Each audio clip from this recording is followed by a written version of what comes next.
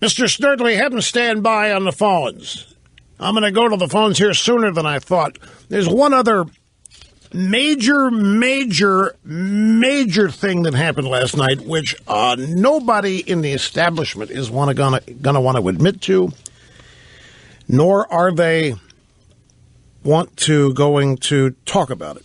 And that is bye-bye ethanol. Sayonara ethanol. You don't think so, Snerdley? Okay, it might be. Okay, well, it's an anomaly for one campaign, but look what happened. You had the governor urging everybody in the state not to vote for Ted Cruz because Cruz wants to end the ethanol subsidy. What happened? Cruz wins. Everybody else came out for the ethanol standard, including Trump, which that was another puzzling thing to me, given what Trump is trying to do, positioning himself. And look at what ended up happening. I mean, this is huge. This is not people in Washington defeating ethanol. This is Iowans in a record Republican turnout choosing a guy who made a singular major point out of ending the ethanol subsidy. In terms of conservative, that's the kind of thing the establishment won't go anywhere near.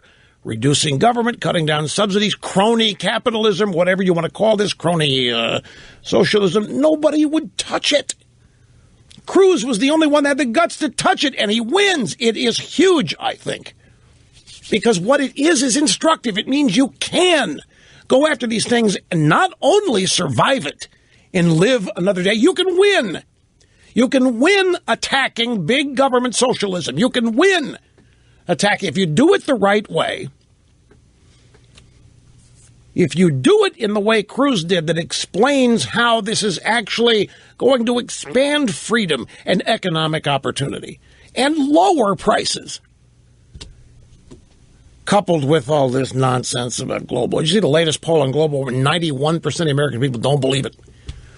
It came out yesterday during the program, and I, of course, made an executive decision. It wasn't really big enough news to interrupt what we were talking about yesterday. But 91%, latest poll.